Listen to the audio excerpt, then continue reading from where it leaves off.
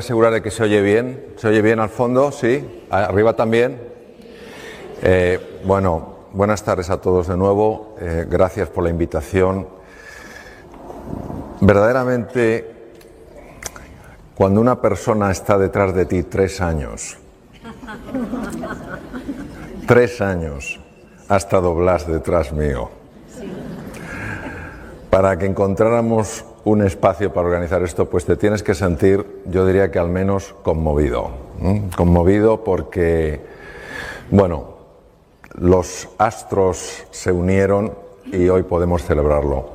Siento una profunda admiración por lo que hacéis desde Cambi, las personas que estáis más en el día a día y las que de todas maneras, aunque no estéis tan al día a día, estáis conectados, porque creo que esto es lo que nuestra sociedad necesita. La mayor parte de los problemas que tenemos, por no decir todos, desaparecerían con mayor humanismo.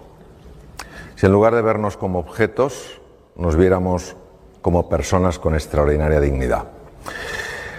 Empecé a estudiar esto, ahora tengo 61 años, con 17 años, gracias a un libro escrito desde el campo de la medicina que hablaba de que los médicos griegos hace 2500 años, el gran padre Hipócrates entre ellos, el padre de la medicina, el juramento hipocrático que os sonará, habían descubierto algo absolutamente sorprendente.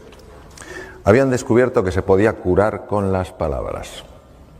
Nosotros que entendemos que las palabras son, bueno, pues cosas para comunicarnos, nos cuesta muchas veces en nuestra ceguera mental darnos cuenta de que las palabras abren o cierran mundos.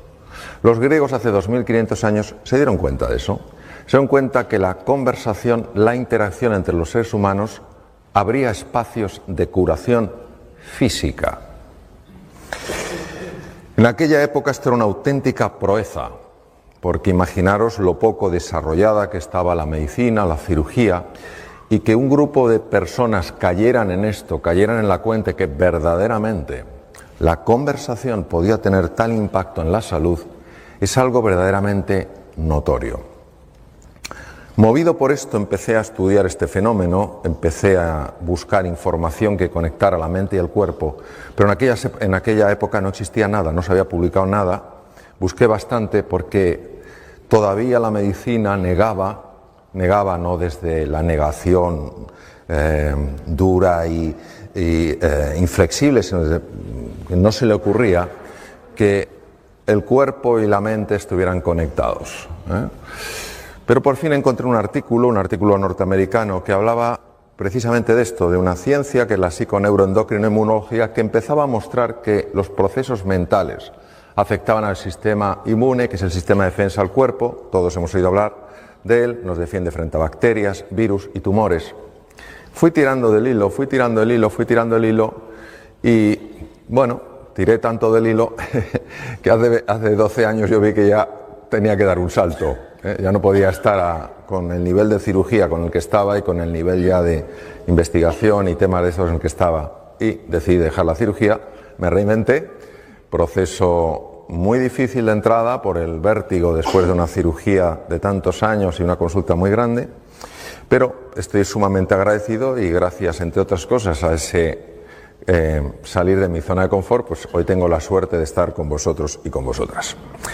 Vamos a hacer un viaje juntos, entonces voy a pedir que pongáis la posición del cuerpo que pondríais para un viaje fascinante. Los que estáis de pie también se puede tener un viaje fascinante de pie, ¿a que sí? Bien. Vamos a hacer un viaje fascinante, obviamente no un viaje hacia afuera, vamos a hacer un viaje hacia adentro, que son los más fascinantes. Porque los de fuera, bueno, es raro que nos... Es difícil... Me ha quedado ahora mejor. Es que yo creo que cuando muevo el cuello voy a tener que estar así. Bueno, los viajes fascinantes, una de las cosas que tienen es la capacidad de sorprendernos, y no hay nada que nos pueda sorprender más que el viaje interior, porque el viaje exterior muchas veces, oye, pues ves cosas y dices, qué bonito, qué edificio, te impresiona, pero yo creo que lo que te sobrecoge es el ser humano, lo que te sobrecoge es la naturaleza, lo que se te sobrecoge de repente es ese atardecer que yo veía desde el aeropuerto de Alicante, ¿no? Eso es lo que te sobrecoge. Bien, a ver, sí. Eso es. Esto es de lo que vamos a hablar, lo tenéis en el programa, vamos a hablar de la magia que hay al otro lado del espejo. Soy muy aficionado a la mitología, mi último libro es un libro sobre la mitología y el despertar humano. Y el espejo es el espejo de Narciso. Narciso en la mitología griega era aparentemente un joven guapísimo, un joven absolutamente con todo lo que una persona puede tener de atractivo, pero era muy arrogante, era muy soberbio. Él se sabía muy guapo porque todas las doncellas suspiraban por él. Y un día entró en el bosque, pero claro, Narciso en aquella época no se usaban tanto espejos, o sea, el espejo de hoy en día pues tiene su origen hace muchos años, pero en aquella época la fábula tiene tanto poder porque no había espejos, es decir, Narciso por alguna razón nunca se había contemplado. Él estaba sorprendido de que tuviera tanto efecto en las mujeres. Un día entró en un bosque y había una ninfa que se llamaba Eco porque la diosa Hera, la mujer y hermana de Hércules, se había enfadado con Eco y le había dejado una voz de tal manera que todo era un eco. Si decía hola era hola, hola, hola, hola, hola, hola, hola. Y entonces Eco vio pasar a Narciso, que se metió en aquel bosque, inmediatamente se enamoró de él y salió con los brazos abiertos pues para encontrarse con él. Y Narciso directamente la despreció. Ella se retiró sollozando al bosque y él encontró algo que nunca había encontrado, encontró un pequeño estanque. Y al asomarse en el estanque se vio reflejado. Se enamoró tanto de sí mismo que quiso atrapar la figura. Se lanzó al agua intentando atraparla y se ahogó. En ese estanque mítico, aparecía una flor, que era un narciso, que recordaba de alguna manera el paso de Narciso por allí. Pues todos somos de alguna manera Narciso, no porque algunos seamos especialmente guapos, que sabemos que no lo somos, pero sí porque todos a veces nos creemos que somos un poco más que el vecino. Un poco más listo, un poco más santo, un poco más sabio, un poco mejor formado. Y esta arrogancia, este no mirar más allá del espejo tiene enormes repercusiones. Lo que se perdía Narciso era una visión más amplia de la realidad.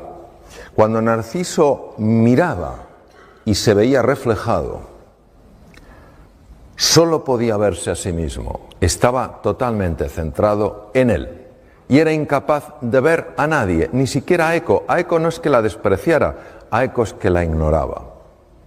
¿Hay mayor desprecio que no hacer aprecio? ¿Hay mayor desprecio que ser un mueble? Que estés en un sitio, a lo mejor un sitio modesto y que nadie que pase te saluda. Nadie te desprecia, pero tampoco te muestran aprecio. Es muy interesante lo que la medicina ha ido observando, lo que se ha ido descubriendo en distintos campos sobre el impacto que tiene esto. Y por eso nosotros en nuestro viaje de aventura, en nuestro viaje de descubrimiento, vamos a ir más allá del espejo. Ir más allá del espejo no solo es profundizar, ir más allá de nuestra propia imagen, trascenderla, ir más allá, sino también ampliarla para poder ver a Eco y a tantos seres humanos que hay a nuestro alrededor. Esto que veis aquí es absolutamente incomprensible, pero es una de mis grandes pasiones. Tú ves esto y dices, esto es una cosa que no tiene sentido. Esto se llama el ojo mágico. Y si entrenas la mirada desde esta distancia, me cuesta más, si entrenas la mirada te darás cuenta de que toma 3 dimensiones, aparecen 4 planetas, un delfín en 3 dimensiones y una tortuga. Esto es así, se llama así. Mirad, lo podéis encontrar muchas figuras en montones de... hay libros y tal y cual, entonces tienes que adiestrar la mirada y llega un momento en que se hace 3 dimensiones y lo que no tenía sentido lo tiene todo. Vamos a ver cosas que para la mente no tienen sentido, pero que para la vida lo tienen todo. Es decir, vamos a ver, hoy vamos a aprender a mirar de una manera especial para ver en 3 dimensiones. Aquello que vale la pena ver en 3 dimensiones. Porque cuando tú ves, yo me puedo quedar mucho tiempo mirando estas cosas, porque cuando ya tienes habilidad, que no es cuestión más que dedicarle tiempo, es que son figuras tan bonitas y dices, no es posible, o sea, estoy viendo 3 dimensiones y parecía que no había nada. Bien, vamos a hablar de los 2 elementos que en mi experiencia personal he visto que son los que nos ayudan a ir más allá del espejo, a ir más allá de nosotros mismos. Uno es el encuentro. ¿Qué es el encuentro? Lo veremos. Es hallarte con la otra persona. Es decir, dejas de ser el centro de un círculo y se crea una elipse que tiene 2 círculos, tú y yo. Como decía Martin Buber, eso es un nosotros. Vamos a ver el impacto del encuentro en muchas cosas, en el funcionamiento del cerebro humano y en la salud. Y vamos a ver el enorme impacto que tiene el silencio. Algo que para nosotros ha perdido como todo el valor. Esto es como el sueño. O sea, yo recuerdo hace muchos años en Madrid un cartel de una bebida que no comentaré que decía, ya dormirás bastante cuando te mueras. Dormir poco es sumamente dañino para la salud, sumamente dañino para la salud. El sueño no es una pérdida de tiempo, el sueño es un momento de reparación del organismo. Y hay muy pocas personas que realmente puedan dormir menos de 7 horas y estar bien. No digo que no las haya, hay muy pocas. Pues lo mismo pasa con el silencio y lo vamos a explorar juntos. ¿Cuál es el opuesto al encuentro? La rivalidad. No la competitividad, la rivalidad. ¿Entendéis la diferencia, no? La rivalidad tiene una connotación diferente a la competitividad. La rivalidad tiene un toque distinto. El otro es mi rival, es mi enemigo. Estoy enfrentado a él, estoy enfrentado a ella. Y el segundo es el ruido y las prisas. Los datos no se publican porque no es políticamente correcto a nivel mundial contarlos, pero si supierais cómo está escalando la ansiedad y la depresión. Hace no mucho me invitaron a un programa de televisión de una determinada comunidad autónoma y me dijo el periodista, doctor, quiero que se prepare para la primera pregunta que le voy a hacer, porque no es fácil de contestar. Cuénteme. ¿Por qué en esta comunidad autónoma se consumen 7 millones de envases mensuales de ansiolíticos y antidepresivos? Que es el mismo número de habitantes de la comunidad. Y dije, porque esto no es la comunidad suya, es el mundo entero. Las prisas y el ruido mental enferman. El silencio sana. Y vamos a ver ¿por qué? Porque esto si lo dices, pues está muy bien, pero si lo soportas, desde la ciencia por lo menos le podemos dar otra pensadita. Vamos a hablar del encuentro. ¿Qué es el encuentro? El encuentro es cuando tú tienes una intención real de aproximarte a otro ser humano, tienes una voluntad de cooperación, no sabes en qué vas a cooperar, pero tienes una voluntad de cooperación. Hay un deseo de comprender de verdad a la otra persona. Hay una disposición a escuchar. Escuchar es bastante complicado porque la mente mete mucho ruido y entonces uno no escucha porque está pensando cómo responder. Y por eso es una cosa que hay que entrenar. Y generosidad en el contribuir. Generosidad en el dar. Que recibes de vuelta, estupendo, pero no lo haces por recibir de vuelta, lo haces porque quieres vivir así. Nosotros vamos a través de ejemplos, a través de metáforas, a través de ciertas explicaciones, vamos a profundizar en eso que hace al encuentro tan saludable psicológica y biológicamente a la persona.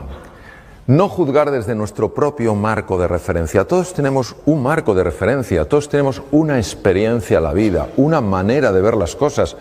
Es inherente al vivir. Y tendemos a filtrar todo lo que llega de acuerdo a ese marco de referencia. Y os voy a poner un ejemplo contándoos una historia sobre la que luego trabajaremos para que entendamos un poco esto cómo opera. En la antigua Roma hay una historia que dicen que había un senador llamado Casio, que era muy admirado por su sabiduría, por su cultura, por sus conocimientos. Y era todavía más admirado desde que hacía poco tiempo, pocos años, se había casado con la mujer más hermosa de toda Roma y además la más rica. Esta mujer además le había dado un hijo varón que sin duda sería su heredero y claro, les parecía que este hombre todo lo hacía bien, era culto, era inteligente, en los debates en el Senado era siempre el que decía la cosa más relevante, se había casado por una mujer por la que suspiraban todos los romanos, encima una mujer con un gran patrimonio, en fin, lo tenía todo. Pero resulta que Casio anuncia que se divorcia de Helena, su mujer. En ese momento, algo pasa en el Senado. Empieza a haber un tumulto, empiezan a comentar entre ellos, empiezan a cuchichear. Y algunos de los que se llamaban sus amigos caen en la cuenta de que se han equivocado juzgando a este senador, que para nada es tan sabio ni es tan listo, sino que es un imbécil, porque solo un imbécil se podía haber divorciado de una mujer tan hermosa y tan rica como Helena. Un día, los tres amigos, supuestamente amigos, que más criticaban, a escondidas por supuesto al senador, estaban hablando en una calle de Roma, precisamente de eso, de nuevo, casi hasta disfrutando en su crítica a ese hombre al que habían tomado como tan inteligente y que había demostrado, por el contrario, ser tan torpe. Y no se dieron cuenta, porque estaban tan metidos en su conversación, que el senador, por pura casualidad, iba bajando por la calle. El senador, al verles a los tres, a sus tres amigos, se alegró muchísimo. Pero como veía que estaban como haciendo una piña, pensó que hablaban de algo muy personal y se acercó con prudencia. No empezó a gritarles, ¿qué tal estáis? Se acercó con prudencia, se acercó lo suficiente para escuchar con perfecta claridad cómo le criticaban. De repente, uno de los tres notó la presencia del senador. Senador, pero ¿por qué no nos has dicho que estabas aquí? En fin, tenías que habernos avisado. ¿De qué hablabais? El hombre sabía perfectamente que lo había oído todo. Por tanto, no podía disimular. Y dijo, senador, tienes que entendernos. En fin, no digo que sea correcto lo que hemos hecho, pero tienes que entendernos, hombre. Siempre te habíamos tomado por una persona muy sensata, muy sabia, y claro, no, comprende que nos ha descolocado que te hayas divorciado de Helena, una mujer por la que suspiraba toda Roma. El senador no contestó. El senador se agachó, se quitó una sandalia y se la dio. Dime qué te parece mi sandalia. El hombre cogió la sandalia. ¿Qué tiene que ver la sandalia, senador? Esto no tiene nada que ver con lo que hablamos. Tú simplemente dime qué te parece mi sandalia. El hombre, sin comprender muy bien aquello, tomó aquella sandalia, empezó a observarlo y tocó una piel tan suave que jamás antes había tocado nada igual. ¡Qué piel! Pero qué suavidad, cómo se desliza la mano. Jamás toqué una piel tan suave. Y entonces se fijó en la hebilla, una hebilla de oro macizo, con una orfebrería, con una filigrana tan compleja, que jamás había visto a nadie capaz de hacer algo tan exquisito. Dijo, ¿y esta hebilla? ¿Esta orfebrería? ¿De dónde puede salir algo tan perfecto? Y devolviéndosela al senador le dijo, senador, sin duda es el mejor calzado que se puede encontrar en todo el Imperio Romano. Y entonces el senador le dijo, sí, entonces tú me podrás decir en qué punto me molesta mi sandalia al andar. Esto es lo que nos pasa muchas veces, es decir, Independientemente no es un justificar si la razón fue o no fue. Es que aquella sandalia aparentemente tan bella no era cómoda, pero había que convivir con ella para verlo. Tener en cuenta que cuando hablamos del encuentro no hablamos de estar de acuerdo, estamos hablando de entender a la otra persona. Decía, sé amable, pues cada persona con la que te cruzas está librando su ardua batalla. No lo sabemos. No sabemos por lo que está pasando un ser humano. No sabemos si está en un invierno en su vida. Y a lo mejor eso, no digo que justifique, pero sí explica su enfado, su irascibilidad. Cada persona tiene su historia y cada uno sabe cuánto le pesan y le duelen sus heridas. Si realmente queremos crear una conexión emocional, tenemos que comprender y apreciar su mundo, no juzgarlo. Tampoco hay que estar de acuerdo, no hay por qué estar de acuerdo con que él, el senador, se divorcie de Elena o se deje divorciar. Se trata de comprender su mundo. Y para ello, creo que lo primero es hacer preguntas desde el verdadero interés y la curiosidad.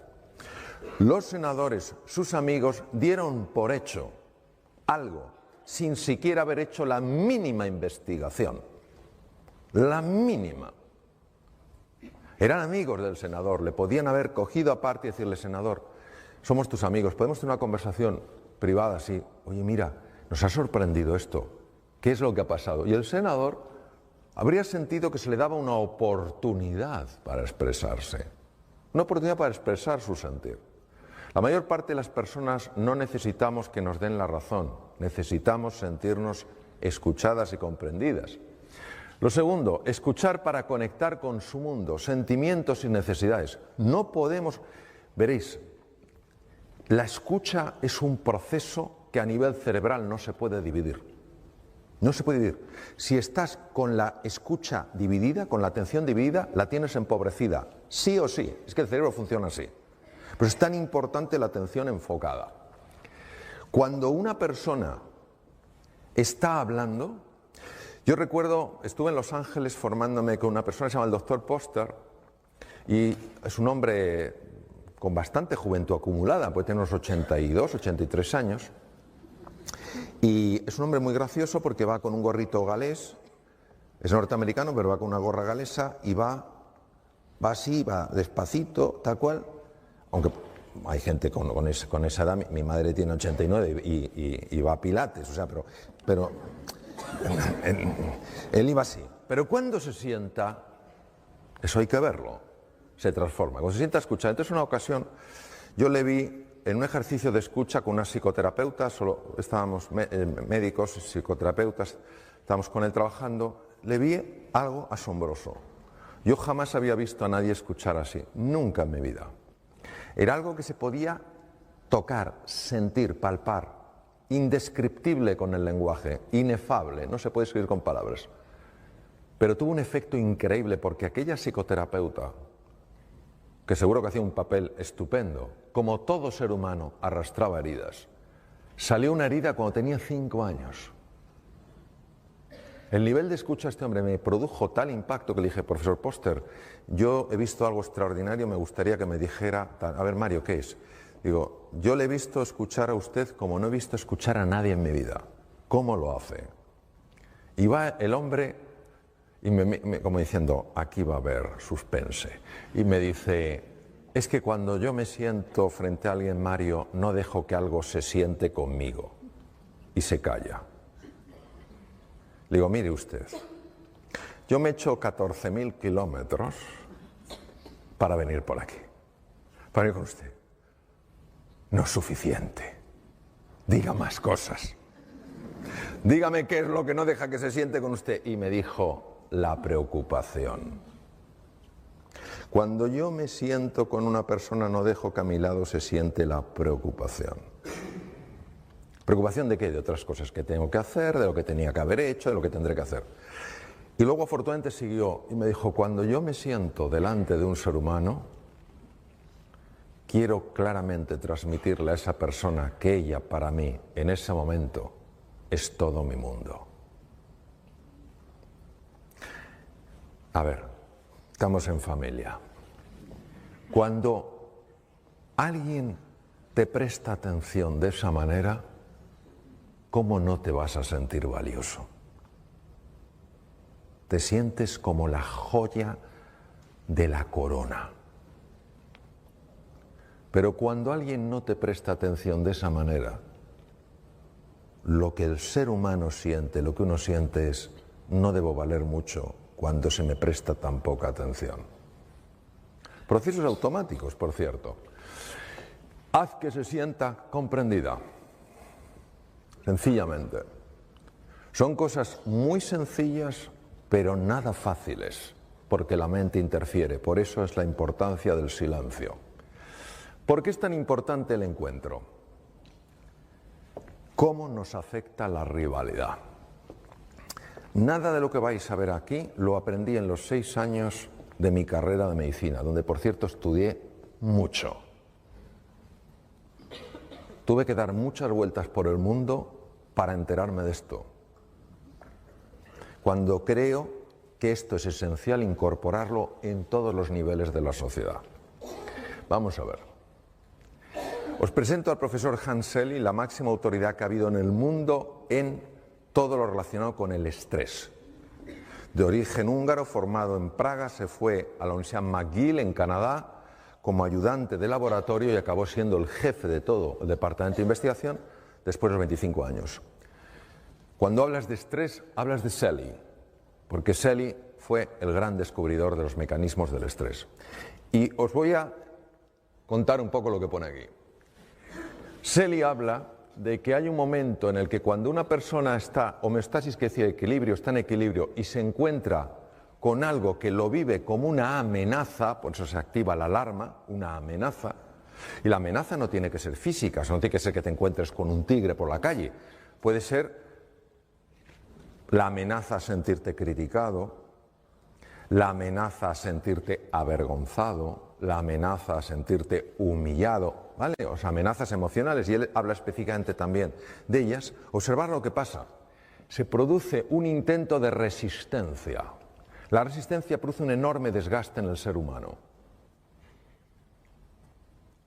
Una enorme resistencia. Intentando contraatacar, pues tú más. ¿Sabes lo que os digo? Pues tú más.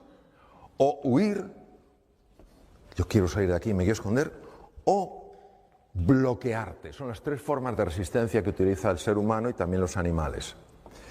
Y fijaros lo que dice Selye. Y bueno, lo dice y sabemos que es así. Pero el primero que dijo fue él. Cuando estás mucho tiempo en esta fase de resistencia, llegas a lo que se llama exhaustion stage, la fase de agotamiento, de breakdown, de hundimiento, y aquí es donde hay más posibilidades de que aparezca la enfermedad. Porque el organismo se ha agotado de tanto resistirse. Se ha agotado. O sea, imaginaros que alguien me está empujando y yo estoy así. Claro, después de un rato yo estoy que no puedo con el cuerpo. Lo bonito es ver cómo el encuentro afecta a esa fase del agotamiento. Cuando una persona se siente amenazada, se siente en peligro, y ya no estamos hablando del peligro físico, que puede darse, pero más difícil en nuestro mundo, cuando se siente amenazada emocionalmente, pues yo no voy a ser capaz de salir adelante, o esto es demasiado difícil, o yo soy poca cosa, el mundo me supera. Cuando una persona se siente amenazada, no que esté amenazada, que se sienta amenazada, se produce lo que se llama una disregulación del sistema nervioso simpático y parasimpático. Muy fácilmente explicar lo siguiente.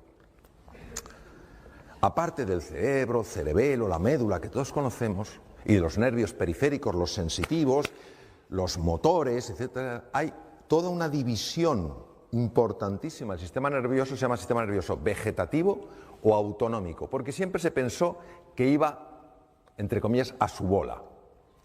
Y tiene dos ramas, tiene el simpático y el parasimpático.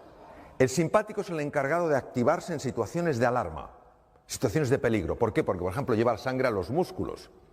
Si nos persigue un tigre, imaginaros, cuando éramos en la época del Paleolítico, si nos persigue un tigre dientes de sable, la sangre donde tiene que ir es a los músculos, para correr más, no al tubo digestivo. A nadie se le ocurre que si te persigue un tigre dientes de sable y pasas debajo de una higuera llena de higos maduros, digas, qué maduros que están, hagamos una paradita, porque claro, el tigre dientes de sable dice, me lo como, pero además es que se merece que me lo coma. Pues claro, bien, entonces, ¿qué quiere decir? Que el sistema nervioso simpático se activa en situaciones de alarma, situaciones de amenaza. Por tanto, cuando alguien se siente amenazado, los dos sistemas, simpático y parasimpático, que están perfectamente regulados, para estar atento y a la vez relajado, ya no estás relajado, ya estás en situación de amenaza. ¿Cuál es el impacto de esto? El impacto de esto, de la hiperactividad del sistema nervioso simpático, es muy conocido. Y os voy a contar una historia que yo viví para que sea más claro de entender, y sobre la propia historia, que es una historia que yo la viví cuando estaba en mi práctica clínica, hace ya unos años, pues nos va a dar mucha luz para entender luego lo que ocurre en el cuerpo. Un día llega a mi consulta una mujer, pongo una Margarita porque se llamaba Margarita, llega a mi consulta una mujer alta, rubia, con gafas, con cara afable, y que llevaba un sobre de hospital, un sobre plástico blanco de hospital, muy grande, porque recuerdo perfectamente cómo iba así. Y entonces mi enfermera llama, entra, levanta el sobre, me lo deja caer y todavía me acuerdo del ruido que metió al caer. Han pasado muchos años. Me mira a los ojos y me dice, doctor, no puedo más, ayúdeme, por favor. Yo, bueno, cuénteme, ¿qué le pasa? Dice, mire, doctor, llevo 3 años con un dolor de estómago horroroso. Me han hecho de todo, le traigo todas las pruebas, una cosa así, ¿eh? Le traigo todas las pruebas, estoy con omeprazol, ¿sabéis lo que es omeprazol? Como decían los hermanos Mayo, bienvenidos al club, ¿sabes? Estoy con omeprazol, con 40 miligramos de omeprazol, entonces no existía el lansoprazol, pantoprazol, solo existía el omeprazol, que era una medicación que te dejaba el 90% del estómago sin secreción. Dice, no me encuentran nada, me han hecho de todo, pero yo no puedo seguir viviendo así. Señora Margarita, tengo que echar una ojeada a las pruebas. Y sí, doctor, estuve 1 hora, y estoy acostumbrado a ver esas pruebas, claro. Estuve 1 hora viendo aquellas pruebas, todo normal. ¿Sabéis lo que son las endoscopias? Eso de abra la boquita que no se va a enterar. Sédeme, por favor. Yo recuerdo una vez, yo todas las pedía con sedación. Me acuerdo una vez que me viene un enfermo y me dice, me viene primera vez a la consulta y me dice, doctor, si usted me va a pedir otra endoscopia, prefiero que me abra en canal. Una cosa tremenda. Bueno, total, la última endoscopia, Margarita, hacía 2 meses, todo normal. Lo veo, sí, todo normal. Y entonces empiezo a darle vueltas al tema. Yo iba ya estudiando esto años y le digo, Margarita, ¿hay algo a usted que le afecte mucho emocionalmente, que lo esté viviendo como una situación de amenaza o algo así? Y se queda ella mirando y dice, no, doctor, yo estoy casada, tengo mis hijos, todo va bien, están todos bien, sanos, gracias a Dios. Tengo, en fin, en casa no pasamos apuro económico, no hay nada. Digo, no me refiero a algo que realmente a usted le haya generado un gran susto o una gran preocupación, sino algo que cada día o casi todos los días le genere un poco de tensión, un poco de desagrado. Entonces se queda callada y dice, sí, doctor, hay algo. Digo, ¿qué? Mi jefe, no le soporto. Y en ese momento me vino como un insight, dije, Margarita, ya tengo una posible solución para usted. Y nunca lo olvidaré. Me dice, doctor, ¿me va a subir el omeprazol? Digo, Margarita, está usted a dosis máxima, no le puedo subir el omeprazol. Y va y me pide como en tono suplicatorio, ¿me pedirá entonces otra endoscopia? O sea, nadie me ha pedido así una endoscopia. Como si fuera un regalo navideño. Dije, pero Margarita, si la última se la han hecho hace 2 meses. Dice, entonces, ¿qué me puede ofrecer usted? Le dije, pues mire, le ofrezco lo siguiente. Le ofrezco que a partir de ahora, cada vez... Ahora no se oye, ahora sí. No sé qué pasa, se va. Me voy a quedar así, si veis que me quedo... Si veis que me quedo así, no es que me haya pasado nada raro. Es que tengo miedo que no se me oiga. Bien, voy a enganchar esto, por si acaso, para no tanto giro. Bien. Le digo, Margarita, creo que tengo una solución para usted. Me dice eso, endoscopia, digo, no. Cada vez que vaya a la oficina a partir de ahora durante 2 semanas y vea a su jefe, le va a sonreír. Se me queda como la tumba de Tutankamón. Vamos, como la momia. Se me queda así. Yo me imagino, no me lo dijo, me imagino que estaría pensando, qué mala suerte tengo. No solamente me encuentro con un incompetente, sino que además es imbécil. Se queda así, se recupera un poco, hay un silencio, y entonces me mira y me dice, doctor, cambia el tono. Cambió el tono. Sacó uñas. Sí. Doctor, mi jefe no se lo merece. Y yo le dije, no es por él, es por usted. Y me dijo, no me va a salir. Y le dije, pues finja. Se me queda así como diciendo, prepárese que esto es como el frontón. Usted me da, yo soy una pared. Usted me da, es una pared. Y me dice, doctor, es que lo que usted me pide... Se puso como enfadada. Lo que me pide usted es tan raro. Y tal cual. Y dije, Margarita, es que no le puedo ofrecer otra cosa. Entonces ella se fue muy decepcionada.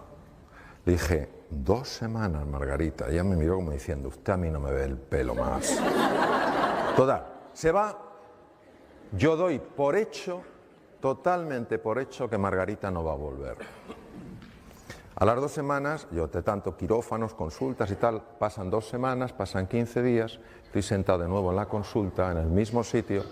Mi enfermera tiene la lista de los enfermos y tiene preparadas las fichas, pero yo normalmente ella va entrando y va saliendo, busca al enfermo, lo trae y ya me da la ficha, eso. Empiezan a pasar enfermos y entonces sale y resulta que fuera estaba Margarita. Entra mi enfermera, maravillosa, se llama Pilar, y Margarita desde fuera, antes de entrar, me mira y me dice, hola doctor. No había entrado en la consulta yo. Hola Margarita, que me acordaba. Doctor, si no lo veo, no lo creo. Yo, entre Margarita. Aquí hay una historia que usted me va a contar. Se sienta y digo, cuénteme Margarita. Dice, doctor, lo primero que quiero decirle es que ya no me duele nada el estómago. Dice, pero le voy a contar todo el proceso porque le va a interesar. Y yo, desde luego. Suelte, cuénteme.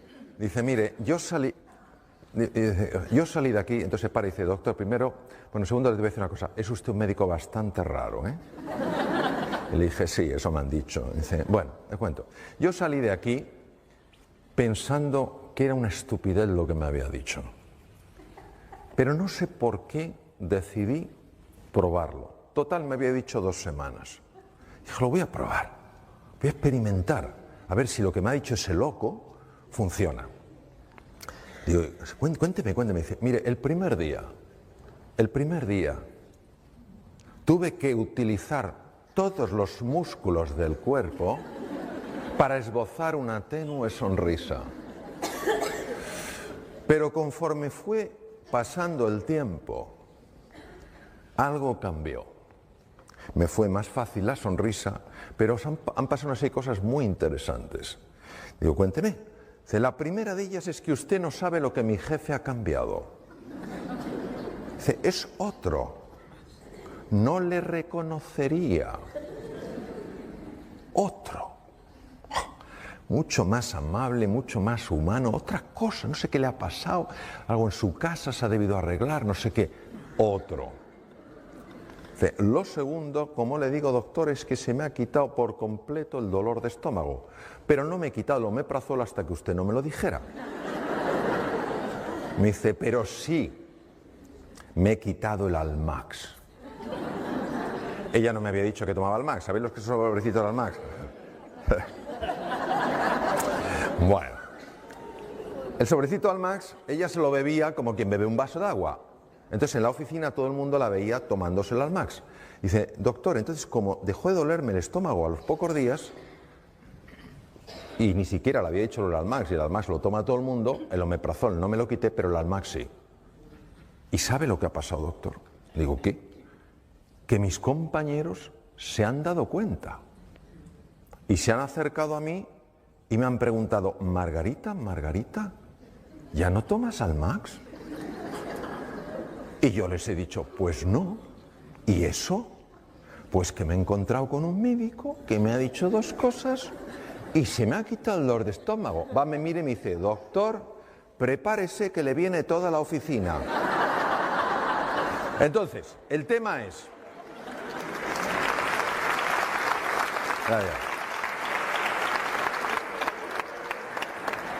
Uno se pregunta,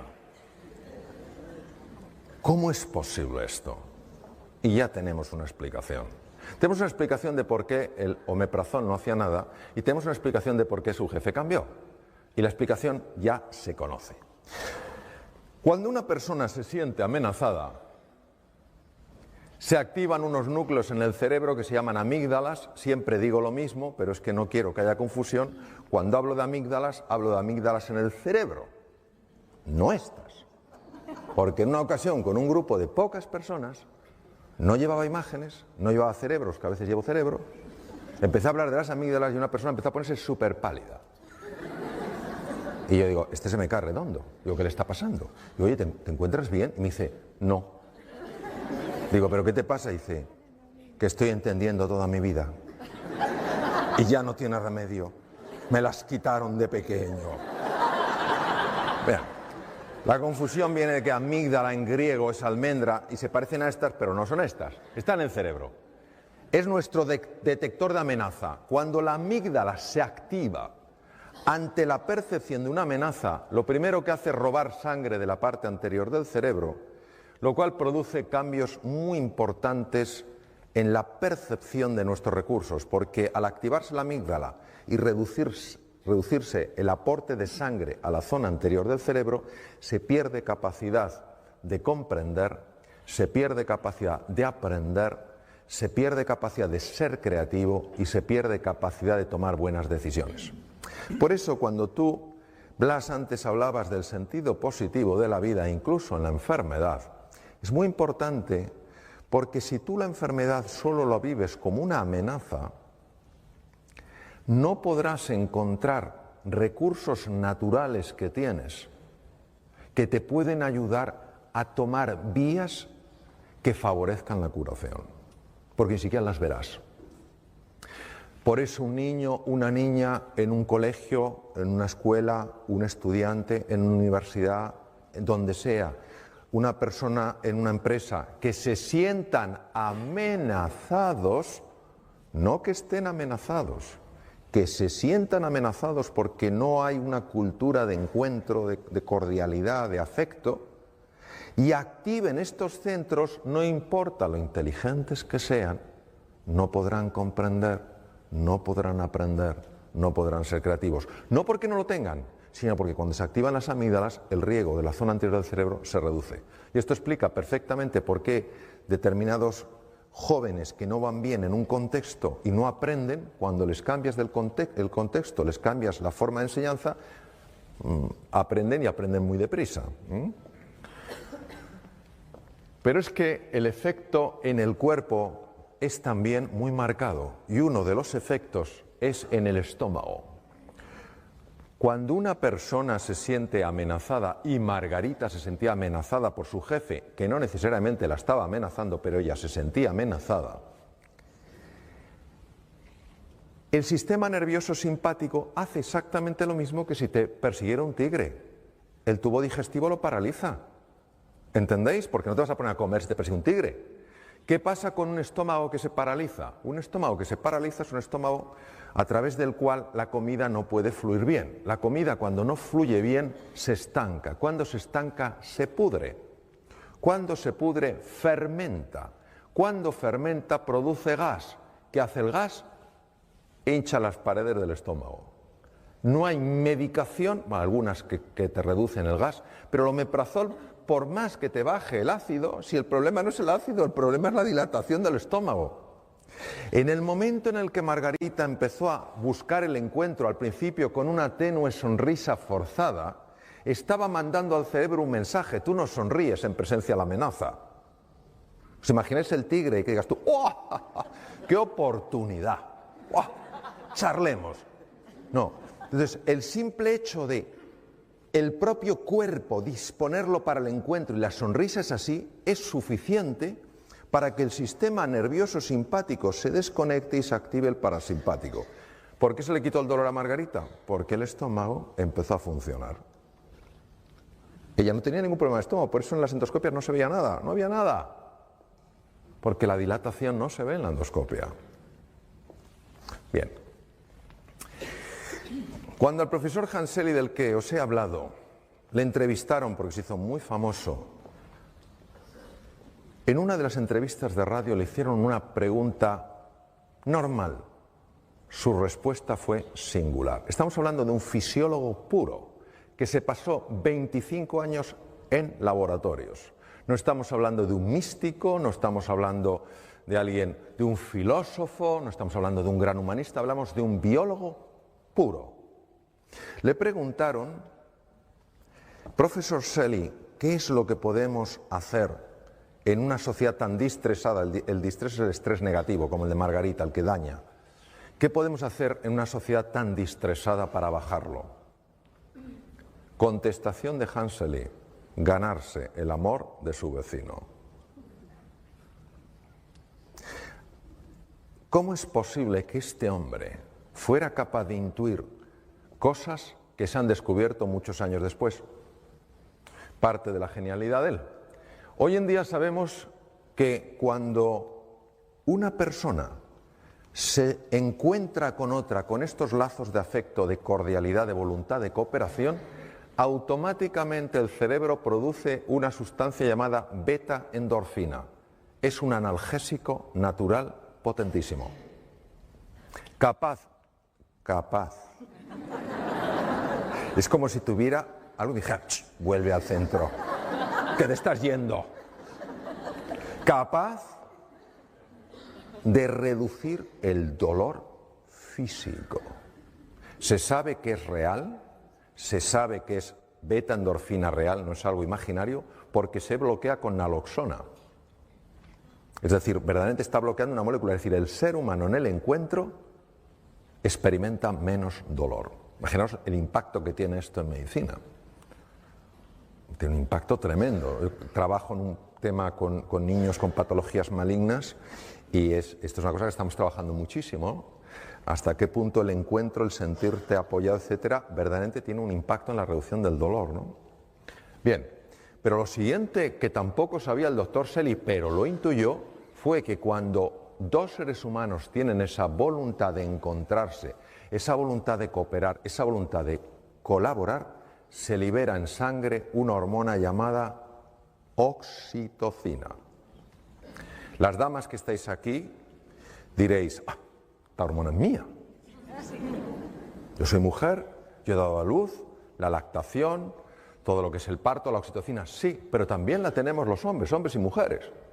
La oxitocina es la hormona que se llama la hormona del amor, porque cuando tú te conectas con un ser humano, amistad, amor romántico, amor filial, lo que quieras, agape, amor como elección, La oxitocina protege naturalmente contra la enfermedad. Es un protector, por ejemplo, un protector del corazón y baja las cifras del LDL, del Low Density Lipoprotein, el colesterol, digamos, que se llama colesterol malo.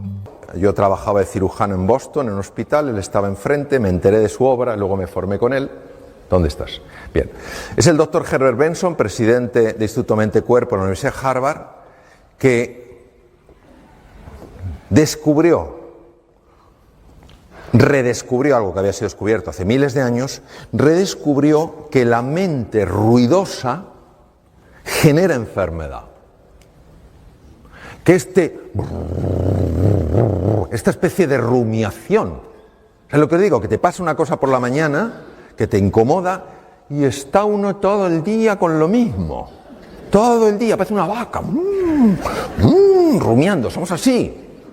Entonces él se enfadaba, me recuerdo en su despacho, decía: parar el tren de pensamientos perturbadores que entran sin tu permiso en la conciencia.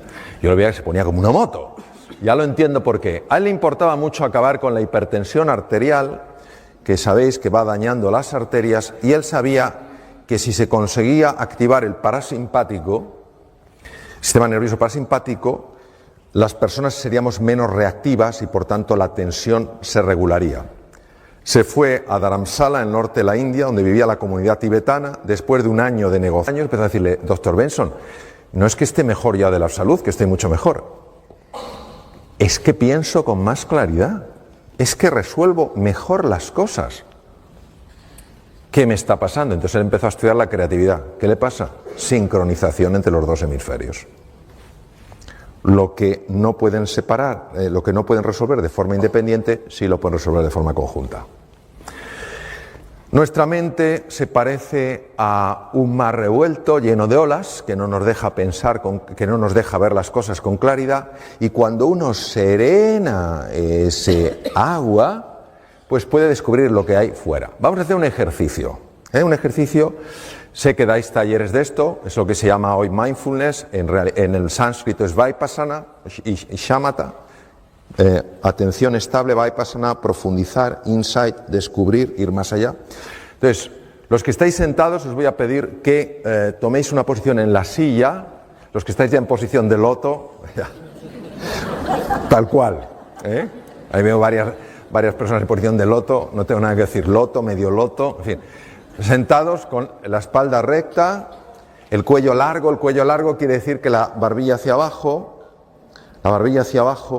ahora me dirigiré especialmente a los que estáis de pie, el cuello hacia abajo, la espalda recta, los pies descruzados, las manos con las palmas abiertas en los muslos, no en los del vecino, o en el regazo. El ideal son las palmas hacia arriba, ¿vale?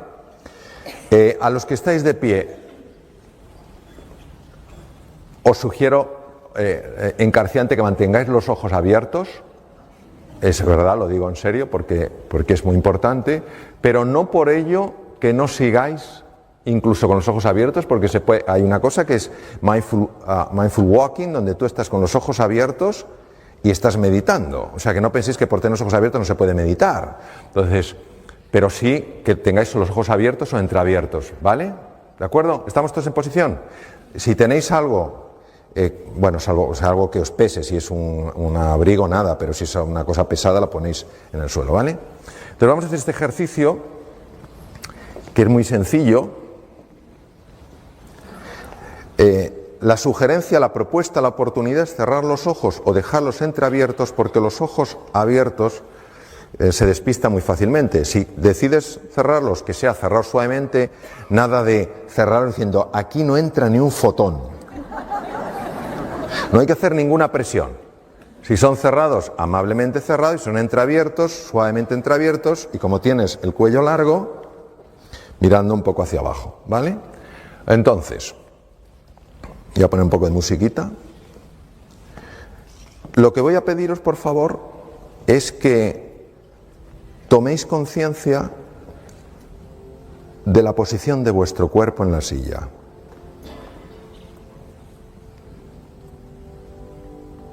Los pies apoyados en el suelo. la espalda recta sin tensión, el cuello largo, como si nos tiraran suavemente de la coronilla con una pequeña cuerda, las manos amablemente apoyadas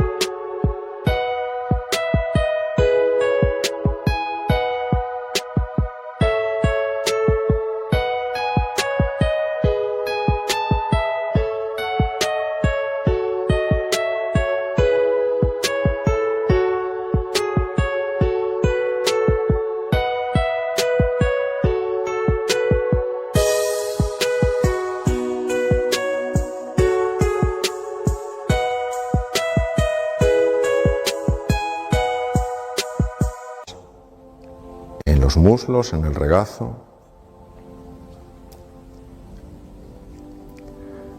Y empezamos ahora a sentir las sensaciones del conjunto de nuestro cuerpo. No es visualizar,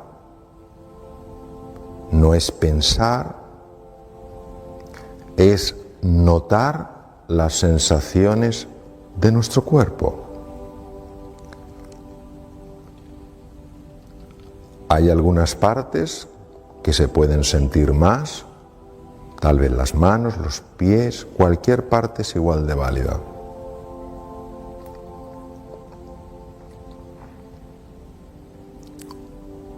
Y si algún pensamiento nos distrae, con amabilidad, con gentileza y con firmeza, volvemos a llevar nuestra atención a las sensaciones de nuestro cuerpo.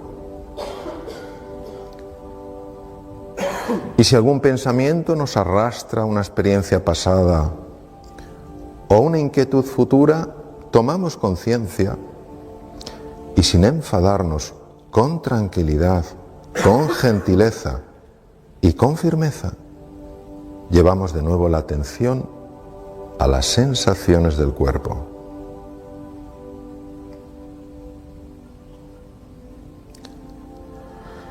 Y ahora vamos a poner nuestra atención en las sensaciones de la respiración. Cuando respiramos, tomamos aire por la nariz. Cuando expiramos, expulsamos aire por la nariz.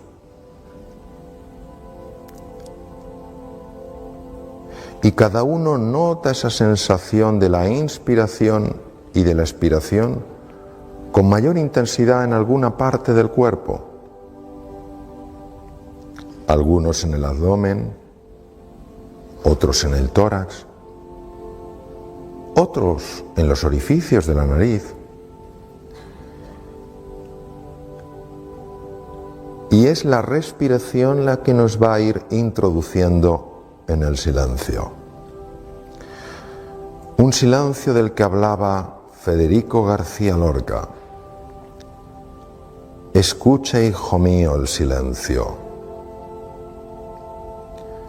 Es un silencio ondulado, un silencio donde resbalan valles y ecos y que inclina todas las frentes hacia el suelo.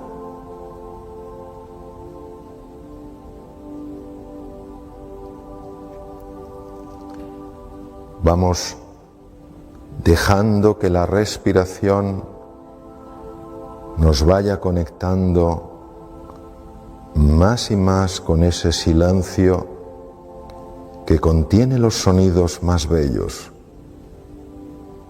con ese vacío origen de cualquier forma.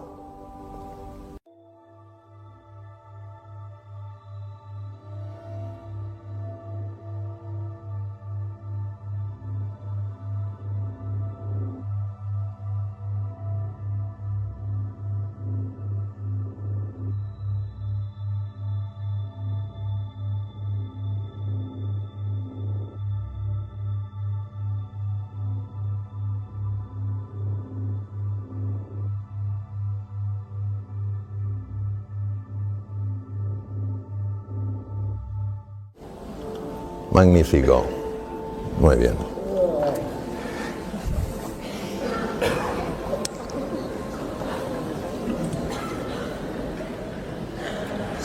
Este es el último mensaje que tengo para vosotros y para vosotras.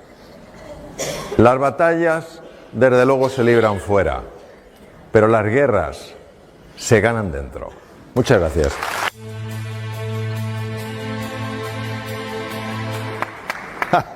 Bueno, muchas gracias por la generosidad del aplauso. ¿Cómo sois aquí? ¡Qué barbaridad, qué maravilla! Vamos a ver, tenemos un ratito, porque nos alargamos un poco, tenemos un ratito para algunas preguntas, si queréis.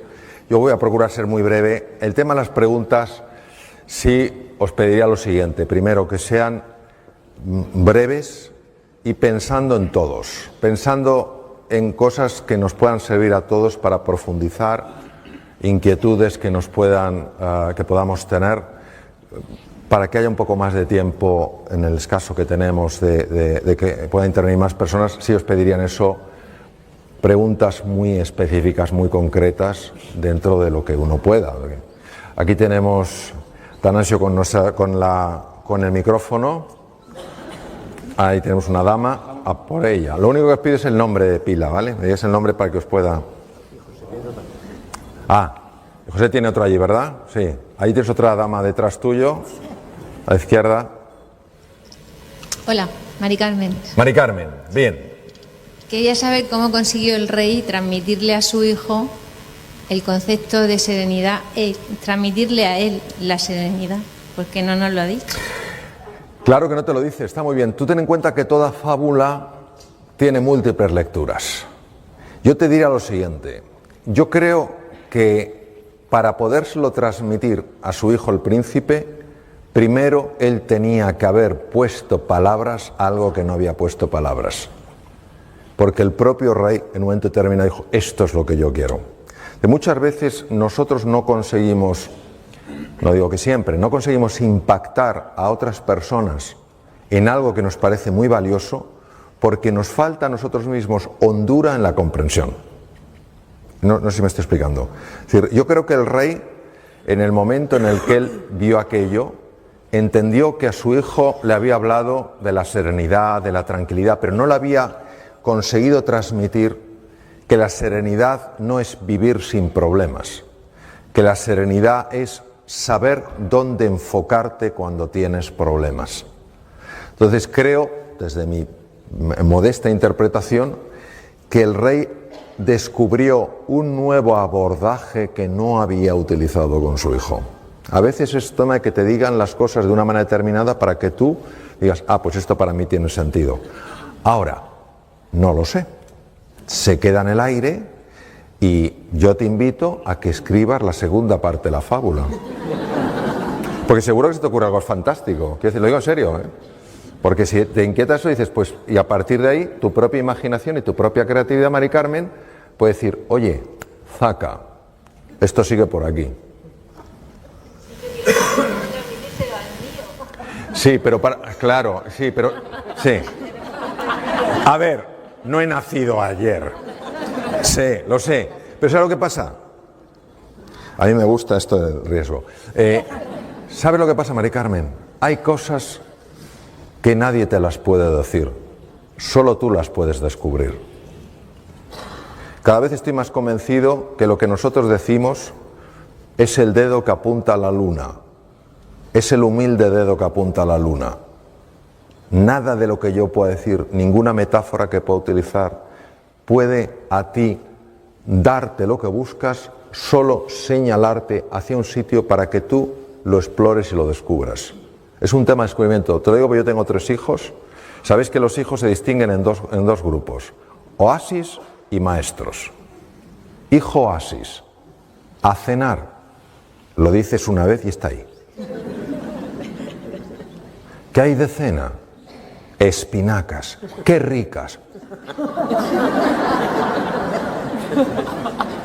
No quiere ver la tele y te pregunta, ¿qué tal en el trabajo, mami? ¿Qué tal, papi? Tú empiezas a notar algo nuevo, babeas. De verdad dices, sí, ¿reconocen tu valía? Entonces, te lo comerías. luego me irás a dar un besito de buenas noches y llega y lo ves con la mantita hasta aquí, como un peluche. Ese es el hijo oasis, el hijo maestro, a cenar. Ya me lo has dicho 7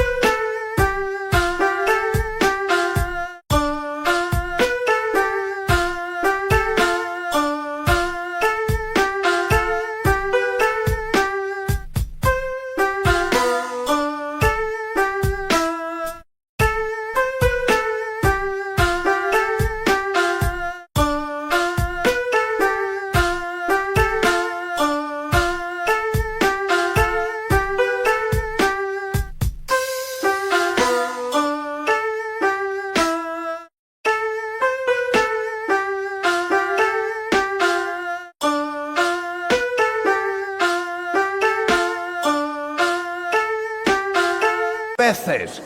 Por eso, esta es la octava. ¿Qué hay de cena? Espinacas, ¡qué asco! ¿Quieres que hablemos? No tienes tema. ¿Cuáles nos gustan más? Los oasis. ¿Cuáles necesitamos? Los maestros.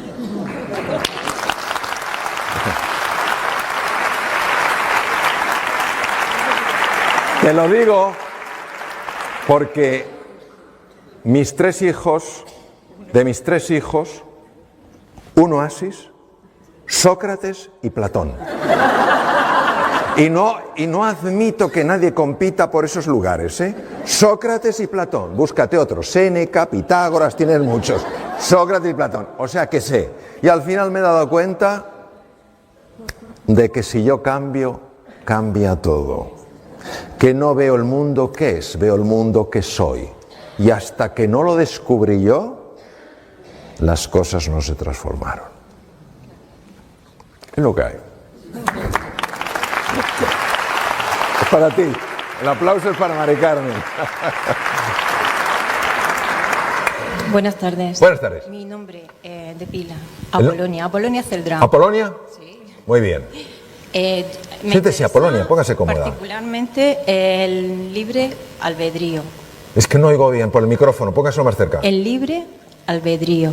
El libre albedrío, vale. Que no ha salido en la conferencia. ¿Qué quiere decir con el libre albedrío? ¿Respondemos de una manera que nosotros podemos controlar o hacemos a otra? Porque a mí me ha parecido que en un momento usted como que obedecía a otra cosa, igual que en ocasiones... ¿Que obedecía a qué cosa? No sabría explicarlo. No tengo a lo mejor las palabras apropiadas para poder decir tal cosa. Vale, yo creo que la he entendido. Ahora, aquí hay nivel, ¿eh? Polonia, vaya pregunta de nivel. Vamos a ver. Lo que voy a decir es mi visión personal, totalmente. Porque va a ser peculiar, ¿vale? Entonces, que cada uno use su criterio para su propia reflexión, ¿vale? Yo creo que mientras estemos atrapados en la mente condicionada, lo único que haremos será replicar en el presente y en el futuro el pasado.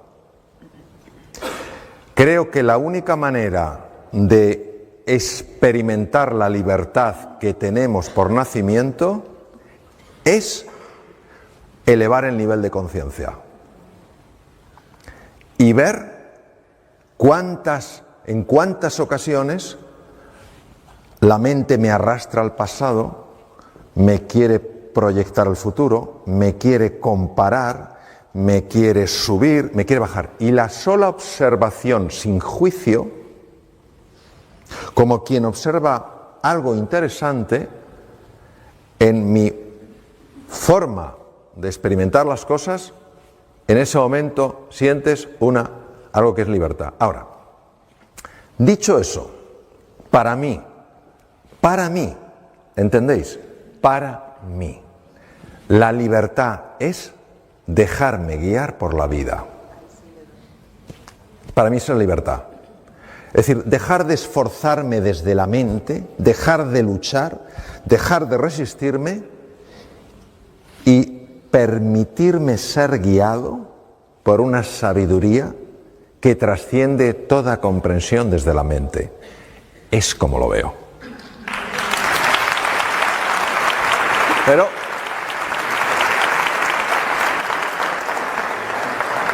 teníamos otro por allí, ¿verdad? Ahí tenemos otra dama. Perdón. Hola, soy Pilar. Pilar. Estaba interesada en el tema de la enfermedad, ¿no? ¿Se está oyendo arriba la pregunta? Vale. Yo también tengo 3 hijos, tengo oasis y maestros. Sí. Y estaba interesada en el tema de la enfermedad, el ejemplo que ha puesto del estómago y el omeprazol y De tal. Margarita, sí. Sí, podría decir algo al respecto sobre la celiaquía. O es una patología, porque claro, no paran de salir enfermedades nuevas y se ven desde muchos puntos de vista. Está muy bien, muy bien. Bueno, es muy bien, vamos a ver. Es un error conceptual pensar que el cuerpo y la mente van cada uno a su bola. Esto es como pretender... Oye, cuando me salgo un poco, me da, ¿eh? Es que no me permite nada. Vamos a ver. Esto es como la palma y el dorso. Se pueden distinguir, pero no se pueden separar. ¿Qué quiere decir? Que los estados emocionales, los estados afectivos son también estados corporales. El tubo digestivo contiene su propio cerebro. Para que os hagáis una idea, tiene 500 millones de neuronas y la médula espinal tiene 100. El tubo digestivo produce el 90% de la serotonina que maneja el cuerpo y el cerebro. La serotonina es la hormona más importante relacionada con los estados de calma, de serenidad, de felicidad. La mayor parte de las neurotrofinas, hormonas cerebrales que regulan la creación de nuevas conexiones, procede del tubo digestivo, el BDNF, por ejemplo. La mayor parte del sistema inmune depende del tubo digestivo. ¿Qué quiere decir? Que aunque estamos en el amanecer de una nueva comprensión, situaciones en personas normales, pero que puedan afectarle de alguna manera a su estado de ánimo, podrían sin duda tener una repercusión en cualquier órgano, en temas autoinmunes, en temas como la enfermedad celíaca, en un montón de cosas. Hay enfermedades, por ejemplo, como las enfermedades inflamatorias del intestino, colitis ulcerosa y enfermedad de Crohn, donde se sabe que una ayuda psicológica mejora excepcionalmente la enfermedad. ¿Qué quiere decir? El equilibrio, por eso, todo lo que es el mindfulness y todo esto, donde se está desarrollando en Estados Unidos, sobre todo, que empezó hace 30 años, en 79, en la Universidad de Massachusetts y en la Universidad de Harvard con Herb Benson, donde está desarrollándose en hospitales, porque sabemos que están ayudando a las enfermedades. ¿En qué grado? Decir que solamente el estado afectivo de una persona no es multidimensional, también comemos muchas porquerías sin saberlo, hay muchos alimentos que son muy tóxicos y que generan muchos problemas digestivos, pero sí es un factor. Es como cuando se habla ante la enfermedad. Dice, la actitud positiva. La actitud positiva es un factor importantísimo en la enfermedad. ¿Es el único?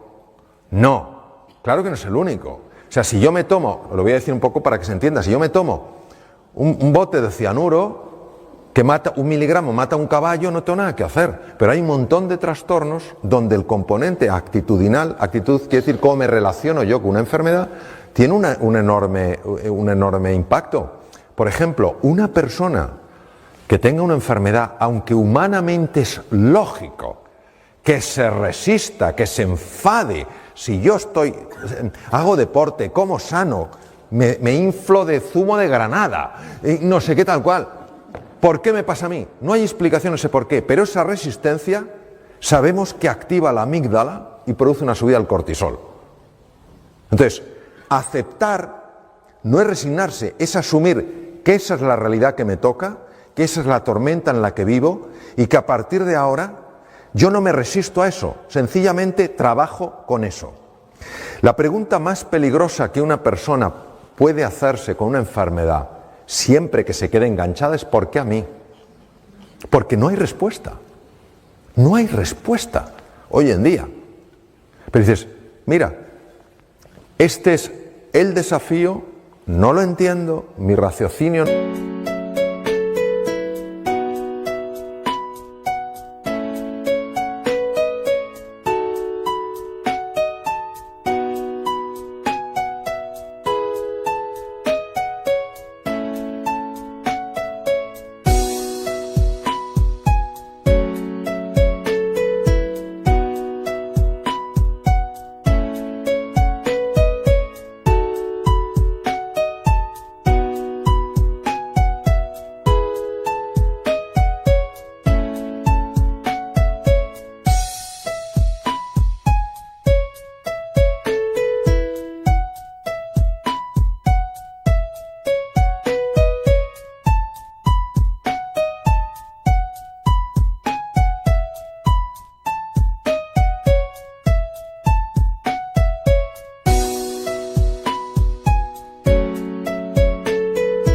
No lo entiendo, no me gusta, es lo que hay, dejo de resistirme.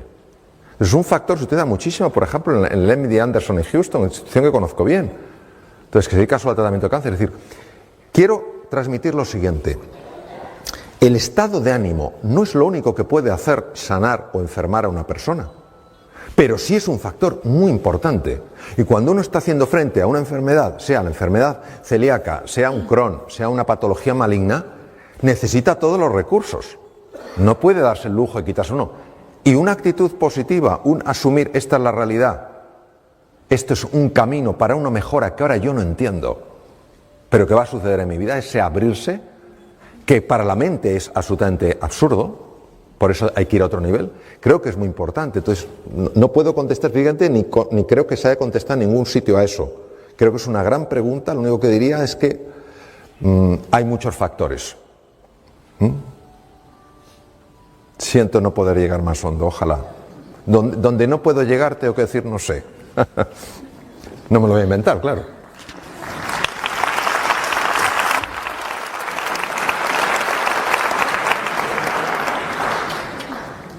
Había una persona allí, sí, perdón, sí. Después usted. Gracias, mi nombre es Conchita, quería darle las gracias especialmente. Hemos venido 3 compañeras y amigas de un hospital. No somos sanitarias, pero llevamos mucho tiempo trabajando y relacionándonos con profesionales sanitarios.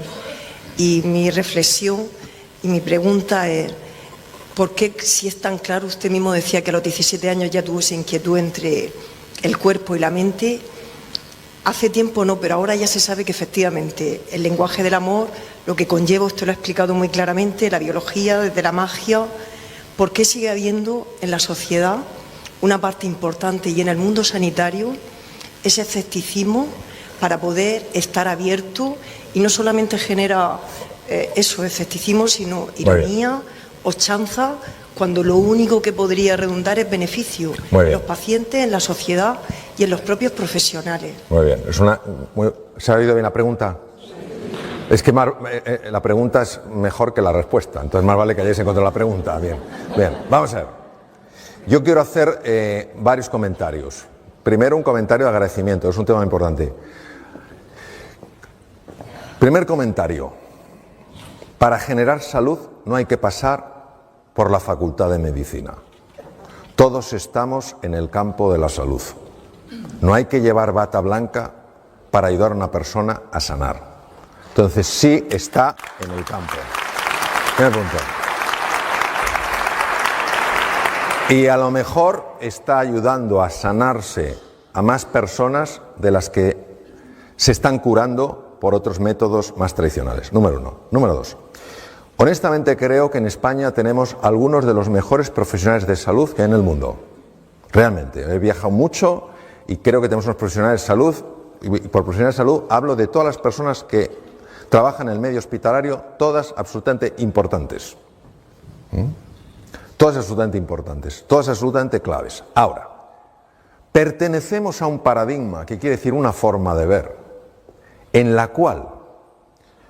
el cual en ese paradigma, en nuestra forma de ver, el que da los recursos para sanar es el médico, es el hospital. Y cuesta ver, porque no es un ver con los ojos, es un ver con la conciencia, cuesta ver que hace ya 2500 años nuestro padre Hipócrates dijo, a los médicos nos dijo, no nos olvidemos de que quien verdaderamente cura es el organismo. Cuando algo nuevo surge, las estructuras, las sociedades, las culturas se sienten amenazadas. Porque para la mente dualista de la que participamos todos, el control y el estatus son clave. Y nos puede dar la sensación de que en la cercanía, en el encuentro, pierdo control y estatus. Entonces me siento inseguro. Es una ficción. Es una ficción. Porque no hay nadie que se pueda sentir más seguro que cuando establece contacto con otro ser humano en encuentro. Entonces, es eso. Y de hecho, por ejemplo, el mindfulness, que está tan en boga, que procede del Vipassana y Shamatha en el sánscrito, en el 79 fue creada la primera clínica de gestión del estrés. Y ahora es un boom. Han pasado más de 30 años, que es lo que tarda un paradigma en cambiar. Eso es lo que pasa. Entonces, ¿qué pasa? Que yo creo que no hay que enfadarse, porque si uno se enfada, no está comprendiendo a la otra persona. Pero tampoco hay que dejar de hacer aquello que tú ves que funciona. O sea, ni le obligas a nadie a comprar tu idea, se la propones que se ríe. Es su opción, pero no la hagas la tuya. Que no te valoren algo, no quiere decir que no valga. Quiere decir que a lo mejor esos ojos todavía no saben valorar algo. Eso es lo que yo te diría. Porque en el momento en el que uno diga, tú eres un inculto, sabrás muy bien o mucha cirugía, pero no sabes de la relación entre la mente y cuerpo, en el momento en que uno se vuelve dogmático, genera inmediatamente rechazo. Platón lo decía, el orgullo nos separa, la humildad nos une.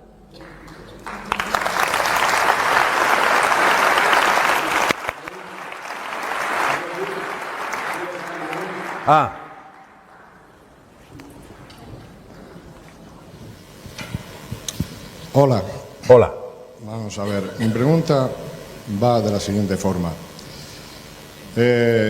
Yo hasta donde sé, cada día aumenta más el número de personas que abrazan lo que se conoce como medicina holística. Sí. La relación mente-cuerpo. Sí. Y usted es un caso aquí. Es una persona que ha abrazado ese tipo de medicina. Sí. Hasta inclusive, y usted lo demuestra, cada vez aumenta más el número de personas que participan de la medicina convencional, pero que abrazan la medicina holística. Pero hay gran resistencia dentro de la medicina convencional a abrazar este tipo de medicina, relación mente y cuerpo.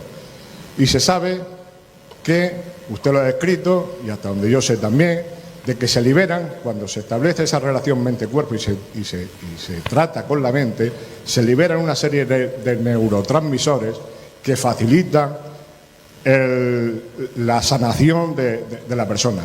Mi pregunta es la siguiente: ¿por qué existe esta resistencia dentro de la medicina convencional para abrazar lo que es la medicina holística? Vale, gracias. Vale. Hace 500 años, la gente no es que pensara que la Tierra era plana, es que la veían plana. ¿Por qué sabemos que la veían plana? Porque nadie navegaba más allá de la línea del horizonte. Cuando apareció un loco llamado Colón, le dijeron, ¿a dónde vas tú? Dice, no, es que creo que la Tierra es redonda, tengo argumentos. Eso es parte de la ceguera de la humanidad. Ninguna idea nueva. Es tomada de entrada con júbilos, con cohetes. Le voy a poner un ejemplo. En 1968, la relojería suiza llevaba 150 años haciendo relojes. Un país pequeño, tiene el tamaño de Galicia, dominaba el 80% del negocio. Había 68.000 trabajadores en la industria relojera, ¿vale? 68.000, 80% del negocio. En 10 años, de 1968 a 1978, cayó del 80% de los beneficios al 10% y se hizo un ERE de 50.000 trabajadores. Quedaron 18.000. La razón de ello...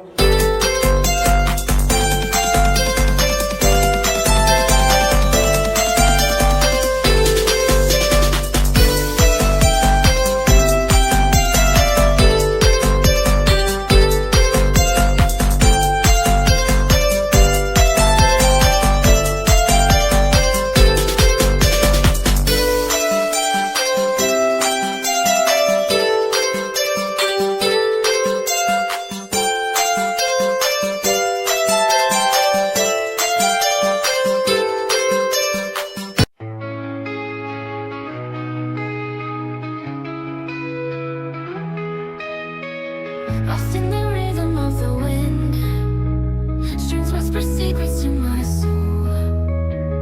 In a world of alternative rock where indie rock takes control, our rock paints a picture so vivid, where your female vocals sing so sweet, melodic tones that captivate. In this experimental retreat, deep within the music's embrace, I find solace in this space, where the lyrics intertwine with the beats of time. Layers of sound surround me, like a symphony of the mind. An art rock masterpiece unfolding in a melody so kind. Each note a brushstroke of emotion, painting hues of every shade. The female vocals breathe life into a song that won't fade. Deep within the music's embrace, I find solace in this space, where the lyrics intertwine with the beats of time. As the music evolves and shifts, I surrender to its gift. An experimental journey, where the deep meets the sea. Deep within the music's embrace, I find solace in this space, where the lyrics intertwine with the beats of time. The final chord fades away in this chill melodic play.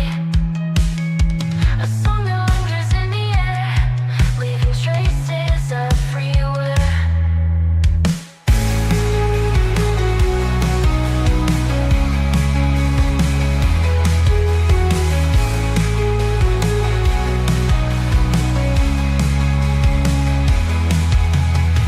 Layers of sound surround me, like a symphony of the mind.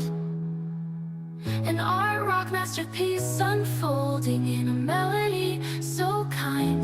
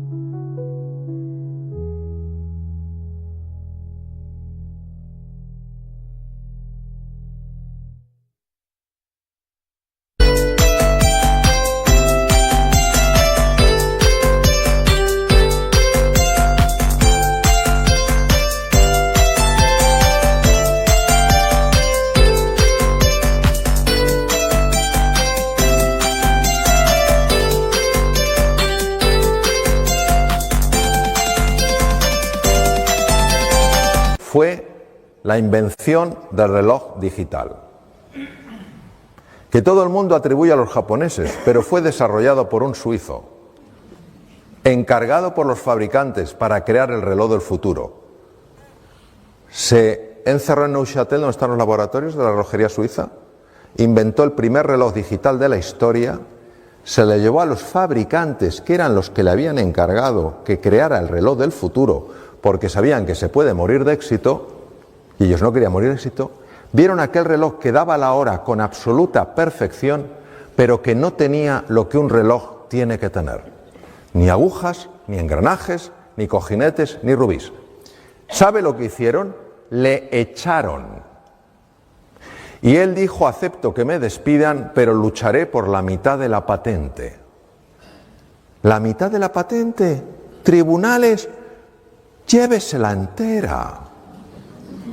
Ese mismo año, en la Feria Anual de Relojería, el inventor puso el invento, y Seiko y Texas Instruments sí fueron capaces de ver la dimensión. Mire, tener conocimientos de relojes tenían los relojeros suizos, más que en el mundo. Inteligentes, ¿cómo no van a serlo para tener ese dominio? Pero es que estamos hablando de que el gran problema del ser humano es la arrogancia, la vanidad, el pensar que lo que ha sido hasta ahora será siempre. Yo comprendo que los relojeros no dijeran: ¡oh! A la mierda los relojes de agujas, el reloj digital. No, pero podrían haber dicho: esto es un poco raro, pero ahora que viene la feria anual vamos a explorar. La mente dualista no quiere explorar, solo quiere juzgar. ¿Qué revela esto? Revela algo que no solo pasa en la sanidad. Albert Einstein fue a su plaza de profesor adjunto en la Universidad de Heidelberg, en Alemania, y para optar a la plaza presentó la teoría de la relatividad. ¿Sabe por qué no la admitieron? Porque dijeron que tenía un valor únicamente estético. Ha sido así toda la vida. Es parte de nuestra condición. Encontrarte con una persona que esté dispuesta a escuchar y explorar hay pocos, pero el caso es que sucede. Alguno de mis maestros, Herbert Benson, fue tomado, cardiólogo de la Universidad de Harvard, fue tomado como un rarito.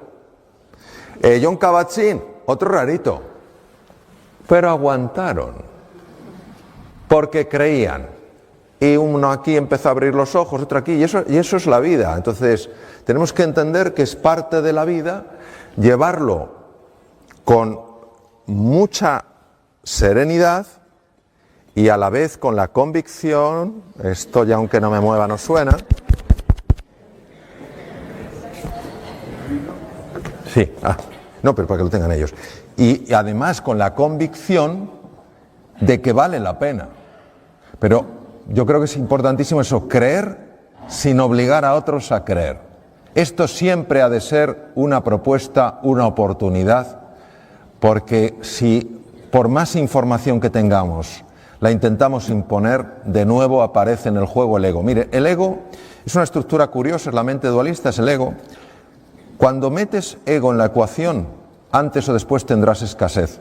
Solo cuando sale de la ecuación hay abundancia. Entonces, serenidad, paciencia y adelante, es lo que diría yo.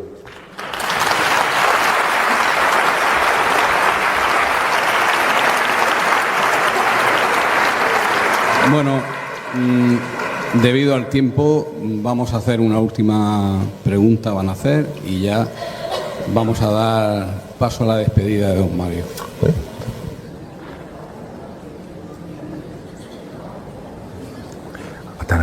Atanasio, pásame luego el micrófono, porque si no, cuando ella termine. Me llamo Lola y bueno, darte las gracias, yo creo que como todos, en nombre de todos.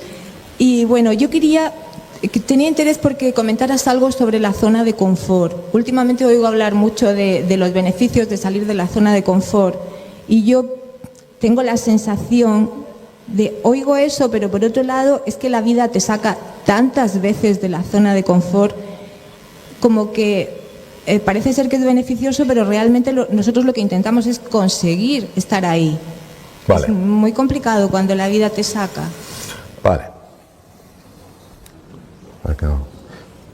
Bien, sí. En fin. Vamos a ver. La zona de confort es una zona que no se puede entender desde el intelecto, solo se entiende desde el sentimiento. En la zona de confort yo puedo estar sufriendo, pero me siento seguro. ¿Quién me siento seguro? Yo. ¿Estoy seguro? Puedo estar absolutamente inseguro, pero mi mente se siente segura porque controla, porque es familiar. ¿Cuál es el problema de quedarse en la zona de confort? El problema de quedarse en la zona de confort es que en la zona de confort no hay crecimiento y no hay evolución. No hay crecimiento y no hay evolución. Ni siquiera hay seguridad, porque todo está cambiando constantemente. ¿Cómo sale uno de la zona de confort? A veces, como ha dicho usted muy bien, Lola, porque la vida le saca. Entonces, cuando la vida le saca, lo que la mente quiere es que uno vuelva. Como aquel que decía, el futuro ya no es lo que era. Claro, no puede ser. Ni harto de vino. O sea, no puede ser. Entonces, claro, cuando uno está en la zona de confort, no tiene más remedio que explorar, que buscar. Y ahí empieza a crecer. Porque el cerebro, si le das una salida fácil, no buscará una solución. ¿Cuándo sale una persona de la zona de confort sin que la vida le saque? En mi experiencia, solo en 2 ocasiones. Uno, cuando toca fondo. Dice, hasta aquí hemos llegado. Y otra, cuando escucha algo, lee algo, siente algo que le inspira y la invita a viajar a un mundo por descubrir. Cuando la persona ha salido de la zona de confort y crece y evoluciona, ha cambiado incluso genéticamente. Lo que pasa es que perdemos la referencia. Muchas veces los demás lo notan. ¿Qué quiere decir? Que el mundo en el que estamos ahora, que se llama mundo VUCA, volátil, incierto, complejo y ambiguo, nos ha pillado a todos con el pie al revés. Entonces, nos aferramos a lo que hemos hecho siempre porque es lo que nos da la sensación de seguridad. Entiendo que tenemos que aprender a sentirnos seguros en la inseguridad y desde mi punto de vista, y hablo como el estudiante menos aventajado del mundo, de lo único de lo que te puedes fiar y lo único que te puede dar seguridad es la vida. Vida con mayúscula. Y una persona, vamos a ver, lo opuesto a la muerte no es la vida, es el nacimiento. ¿Por qué nosotros no tenemos que vivir asustados? Porque nosotros no tenemos vida, nosotros somos vida. Y cuando uno es vida, no hay final.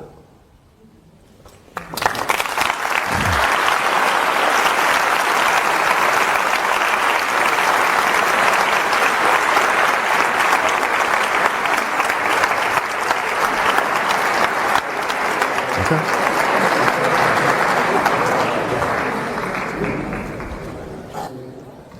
Bueno, pues con esto ya damos por finalizada esta conferencia. Gracias, Mario, gracias por estar aquí, gracias a todos por asistir y por compartir.